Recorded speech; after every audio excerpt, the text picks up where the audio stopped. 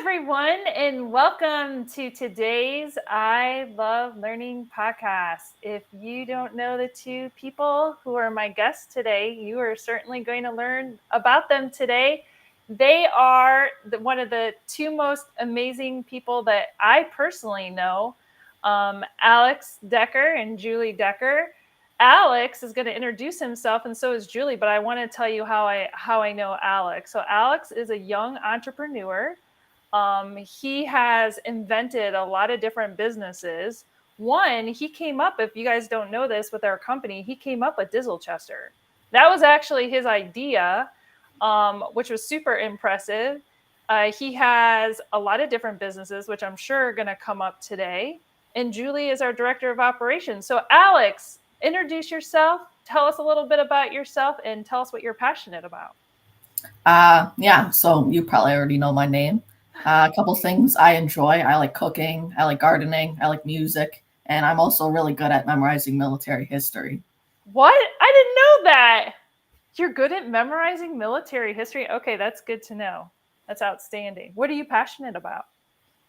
Uh, Mostly music. I play multiple instruments, and uh, I'm pretty passionate about my education too. I always try to make sure that's reasonable and good. So. Yeah, that's good. That's good. I heard you have a special talent of playing a musical instrument with like half your fingers. Is that true? It's kind of true. When I broke my right pinky, I still had to Yeah. play instruments, so I kind of just worked my way around that. So, Wow, that's impressive. I can't play any instruments, Alex, and certainly I need all fingers and toes if I were to play an instrument. So that's really impressive. So, Julie, introduce yourself to everyone and tell them what you're passionate about. Yeah, hi, I'm Julie Decker. I'm the Director of Operations at Luma Brighter Learning, and I am passionate about helping organizations change behaviors through learning. So that's really what I'm passionate about. I do like work a lot, and you'll see me doing that a lot. That is true. I can vouch for Julie Decker. She does like to work, and she is our amazing director of operations. And she was so gracious to come on our last learning podcast of the year. Because here's why.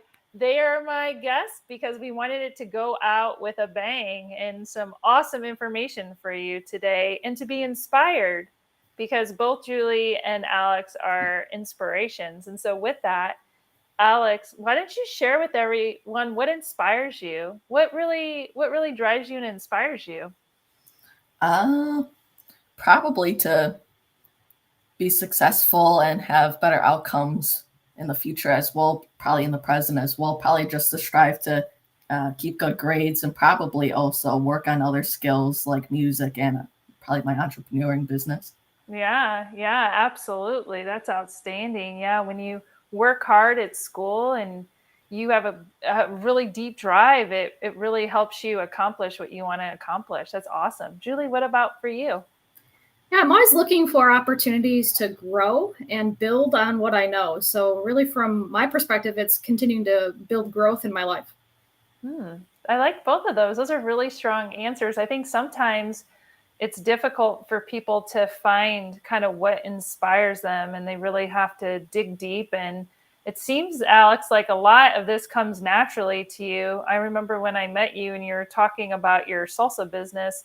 Like, where did that interest come from, or where did these interests come from? Is it just something that you think you were kind of born with, like you just like came to be and you were interested in these things, or how did you get interested in it?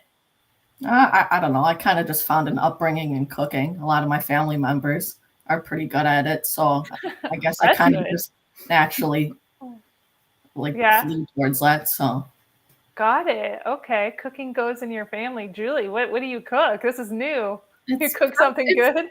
probably not me. Other people around me are really great at cooking. Oh, got it. Awesome. I love that. That's awesome.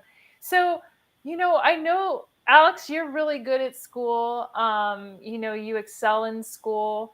And is there anything, like, I'm sure there's days when you go to school or even outside of school, something that is like, oh, this is it's not really exciting. And there may be times when something really is exciting and engages you in that learning. What do you think that is for you? What engages you into a learning experience? Like what is it that sparks your interest with that? Probably to mostly have fun. I feel like one Oh. way to engage yourself in a learning experience is to just generally have fun, to either be like motivated to go to school in the first place. There could be something there that really intrigues you. Like if I'm Mm-hmm. going to have a rough day at school, I know I have orchestra during the day. So that's just going to be Ah, something that's going to help me get through the day. I like that. So finding something in the day to look forward to, like music, that's beautiful. I love that. I'm going to quote you on that. That's great. Julie, what about for you? What do you think really engages you in a learning experience?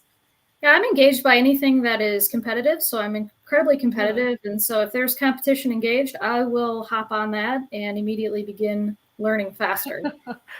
Absolutely. Julie, talk about competition. Last week, won an internal challenge, Buddy the Elf challenge.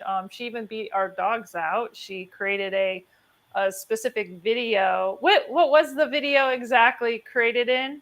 Yeah, elf myself. Yeah, Elf Mhm. Myself video of our team. So Julie definitely won. She won a treat. And she's competing now in the Snowflake Challenge. So that is out on her social media. That's awesome. Go vote for my 3D snowflake. Vote for her three. See, she's competing in my podcast right now. It's fantastic. So that's awesome. So music, that is a really music in general obviously helps with learning. So I think that's a really intriguing thing, Alex, that you look forward to that. What do you think in terms of authenticity? So I've done a lot of research. So my doctoral research, I spent a lot of hours studying this question. And so I thought, why should I be continuing to study? I just ask people. I ask all sorts of ages and different viewpoints of what authenticity means to them. So if someone said to you, Alex, what does authentic learning look like to you? How would you define that, and what would you create as an experience for that? Personally, for me, I would say authentic learning is probably like you got to be there's. I have like three main like bullet points here. Probably Oh, to be okay. creative, original, and then probably compelled or passionate to do what you're going to do, and maybe also to drive innovation. You could create like a friendly source of competition. That is awesome. Three bullet points. What were they? Say them again. Compassion, To be creative, creative, original, and to be passionate about what you're doing. passionate. Oh yeah, absolutely. You got to have passion in whatever you're doing to have it be meaningful. Absolutely. Julie, what about for you? Authentic learning to me is providing an experience that's as similar as possible to a real world experience. Mm. So when someone goes into that type of experience, their ability to recognize and learn changes and ultimately allows that learner to retain the information differently than they might have if it was completely external to the Mhm. moment that they're going to be in the future. Absolutely. I love that idea. I mean, so many times we're forced to learn something we don't want, right, Alex? Like in school. I'm sure there's times you're in a class and you're like, wow, why do I have to learn this? Although you say that one of your skills is history, like or specific facts. A lot of times people think, why do I even have to learn this? This doesn't have any meaning to me or going to have any impact on our life. In fact, a lot of people think that about math, but I would say that certainly math, a lot of us have to use for many different things. So authenticity. Is there something you have found, Alex, in your life that really has left an impact on your thinking? Like maybe because who you are today, you're an innovator, you're an entrepreneur, you're musical. Is there a specific moment or something that happened that you learned that really has influenced the way you think about these things? It's probably just when I started playing instruments and when I started to really, well, I don't know, get my head in the game in my education. I Mm-hmm. think because one good thing about music is that my school district has an HSSD like bullet point system where it covers all sorts of different things that a student Uh-huh. needs to be able to learn. And one of those main things is that being able to play instruments in general has allowed me to be a better like critical thinker. I'm more Mhm. responsible, and I'm generally just a better collaborator with people. Wow, that's outstanding. So music has had a huge impact on who you are today. I'm so glad that music is in your program and in your life. It's amazing. Julie, what about for you? What do you think has been the influence of you? Yeah, really for me, it's about finding success in what I'm learning. So when I find success, I enjoy it more and I can use whatever I learn to help other people. So for me, it's about helping other people in applying what I'm learning.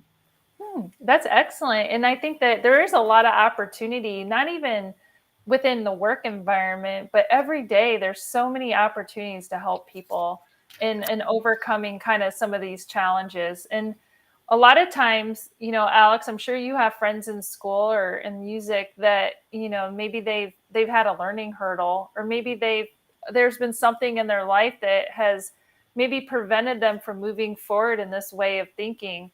If you could think back, or maybe you've had a situation in your life that you've had a hurdle that you've had to overcome, is there something that you could share, either in your own life experience, a learning hurdle that you had to overcome, or maybe there was something of a friend or someone that you knew that you helped them overcome a learning hurdle? I'd probably say I always like referring back to music because it always meets every single category for something. Yeah. I remember there was a couple students that I know very well in orchestra who had trouble playing a phrase in one of the new pieces that we were learning. Hmm. And since I don't want to, toot my own horn here, but I kind of excel at that. Yeah, But absolutely. I offered I offered to help them, Uh-huh. and then I taught them different fingerings and practice methods so they could get better now, and so they could use those methods to get better in the future. Awesome. So repetitive practice really helped them, and that's so kind of you to reach out and help people who are struggling. And I definitely think that in your grade and your age and even younger, it's so important to help each other overcome any kind of learning hurdle, and to work together to overcome those challenges. I love that. You should write a book, Alex. I have another business idea. Maybe we should write a music like a children's book about. Maybe we use Dizzle Chester and we can write how music helped Dizzle Chester overcome the impossible. That would be really cool. I think I'm thinking about it. We're just brainstorming off the top of the cuff, but innovation comes anytime. So, Julie, what about you? Has there been a time that you can think of? Yeah, when I'm helping people learn something new, I think it's really important that we spend time having fun while we're learning. And the more fun they're having, I think the easier it is for them to learn. And it opens up their mind to new opportunities they never expected before. I really like teaching people who don't think that they're high tech how to use new tech. And Mm. one of the ways I do that is by learning what they're interested in, collaborating with them on their interest, and then all of a sudden they start wanting to do it.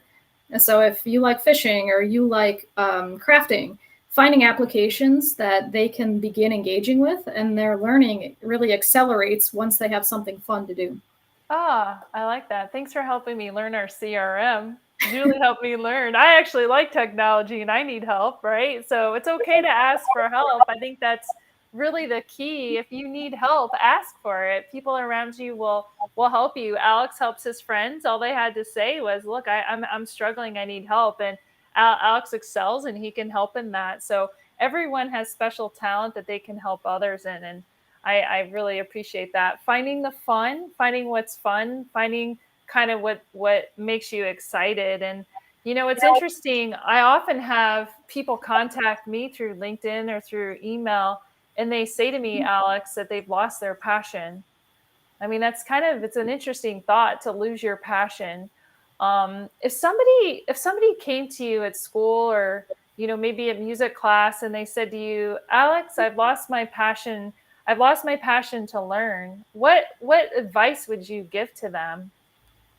I would probably try to demonstrate how it could potentially help them now and in the future.